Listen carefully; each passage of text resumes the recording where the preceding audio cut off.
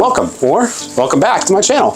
I'm James with MaximumCareer.com, and today I'm going to go into detail about how you can use the STAR format to craft the very best stories at your next interview. Stick around because I'm not just going to cover what the STAR format is. I'm going to give you multiple examples and share with you my secret tip to using the STAR format that makes it better than all of the other alternatives out there. What is the STAR format? First, whenever you hear somebody talking about a STAR response, they're talking about a STAR formatted response. S.T.A.R. Situation, task, action, result. At its most basic, the STAR format is just a way to help you create a good story in order to get the most out of it for your interview response. Because any STAR formatted response is just that, a story. But it's a story that serves a purpose. This story is essentially going to be a story about you doing something that highlights one of your skills or characteristics and should always help answer the question, why should we hire you? We typically use STAR formatted answers when responding to behavioral interview questions. In short, behavioral interview questions are those questions that start with, tell me about a time you did X, Y, and Z. These questions are asking for specific experiences that you've had in the past. You're going to be responding to these questions with a story of your own, and using the STAR format to organize that story is going to help you stand out in your interview responses. Now, there are alternatives to the STAR format, and we'll go over those later in this video. But I'll also go over a pretty neat trick that, if used, makes the STAR format just a little bit better than some of those alternatives. So, with that, let's take a look at our first STAR formatted interview response to the question, when have you faced a challenge at work and how did you overcome it? While working at a job at a service desk, there was a period of time where we started to receive more negative feedback than normal from our customers who were submitting incidents. As the manager, I wanted to determine the underlying cause and see if we could make changes to improve the customer experience. I reviewed some of the feedback and noticed that most of the negative comments were focused around the time it takes to resolve an incident. I added a few more checkpoints to our incident process where the technician would reach out to the customer and provide a daily update on the incident status. I found that customers were much more understanding when they knew we were working on their incident and noticed a considerable improvement in customer feedback over the next few months of implementing my new policy. Now that we've seen an example and have an idea of what a STAR formatted response generally looks like and how it's structured, let's take a look at each of those 4 categories, starting with situation. The beginning of any story starts with the setup. You're setting the scene and building up the context that the interviewer needs to understand in order to appreciate your response. The trick with your scenario is to keep it simple. They do not need to know everything that happened that day. They just need to know enough to have the rest of your story make sense. The biggest thing that I see here with these answers, and what you absolutely need to avoid, is rambling on about events that don't directly affect your outcome. Keep your eyes on the prize and make sure that every single part of your story is leading to the specific outcome that you're looking for with that specific interview question. The next portion of your response is the task portion. This is where you're going to express what was asked of you or what you were trying to accomplish. This can also be an obstacle or a challenge that you were trying to overcome. It just depends on the specific story. Your task in one interview question might be determining the root cause of an issue, and in another, it might be increasing your sales numbers. It could be that you just needed to fix a bicycle, right? This doesn't need to be a long, drawn-out paragraph. It could be a single sentence that simply says what needed to be accomplished. But your task isn't really going to make sense or be significant without the context of the situation that came before your task. And it's not going to matter at all unless you follow it up with meaningful actions that you took. The action portion of your response is probably going to be the biggest section of your response. And that's because it's the most important part of your response. What actions did you take to accomplish the task that you just talked about? These are going to be concrete actions that show you understood the issue at hand, knew the best solution for the issue, and had the skills to follow through with that solution and accomplish your task. Now, it helps to throw in some qualification of your actions. And what I mean by that is you can say, I did ABC actions because of XYZ. I added checkpoints to our incident process because I knew more transparency and communication usually leads to less aggravated customers. But remember, do not go overboard with this. The benefit here is to give the interviewers some insight into what you are thinking and the why behind your actions. What you do not want to do is turn this into a story about what you were thinking as opposed to a story about what you actually did. Finally, we have results. This one is also pretty straightforward. What was the outcome of your actions? Hopefully it goes without saying, but try and stick with positive outcomes here. Yes, we grow from our failures, and that is a good life philosophy. But when it comes to the interview response, just leave those moments out. Now, there are some questions like, tell me about a time when you failed, and how did you overcome it? Where this type of response is okay, but for the most part, we're here to show the interviewers that we're competent and know what actions to take to get the desired outcome. Your results can, and should, go above and beyond the direct impact of your actions. You developed a new sales technique that helped improve your direct sales by 30% over the course of 6 months. That is awesome, but don't stop there. That same process that you used to increase your own sales became the standard practice across your entire team, which led to an additional 25% increase in team sales over the next year, which earned you recognition from your CEO and gave you the opportunity to start sharing that process with other areas of the company, right? Something along those lines. Go beyond just the initial result and talk about the chain reaction of what you did. The direct results of your actions are great, and sometimes that's really all there is. But when you can, try to maximize your results by incorporating all of the other effects that your actions had on those around you. Again, just keeping in mind that these impacts should bolster your skills and impact, not distract from them.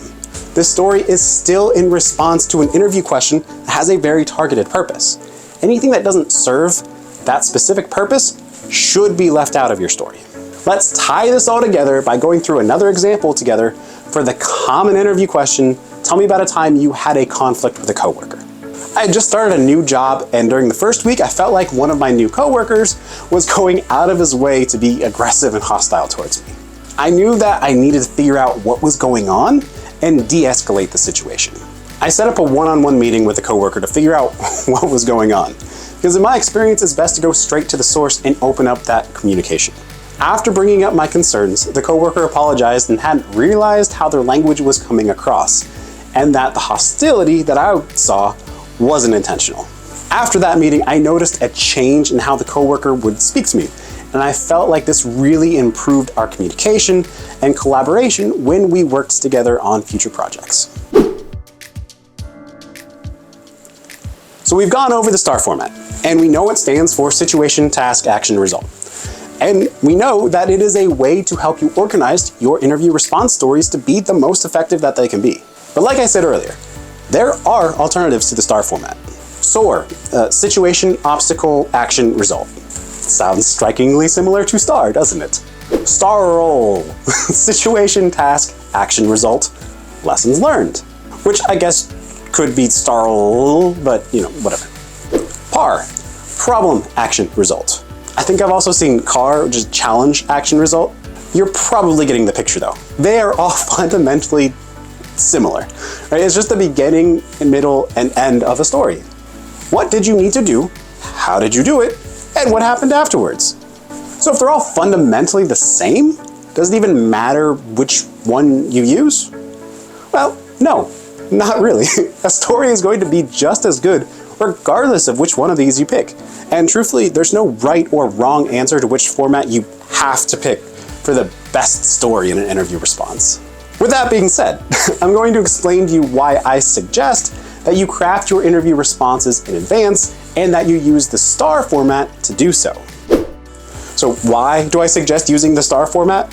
Why is it any better than any of the other 30 acronyms out there? Well, like I said, fundamentally, it's not that different. But what I find is that there are two functional benefits to picking the STAR format as your go-to behavioral response format. The first reason is that, in all of my experience, if the interviewers are going to ask you to specifically utilize a formatted response to a behavioral interview question, it's going to be the STAR format. I've never seen them ask for a specific format in any of those other formats. This doesn't happen all the time, but when it does, it can really throw a candidate off. You'd be amazed at how difficult it can be to turn a regular story into a STAR formatted story on the fly. And for that reason alone, barring any other major differences between these formats, I suggest using the STAR format.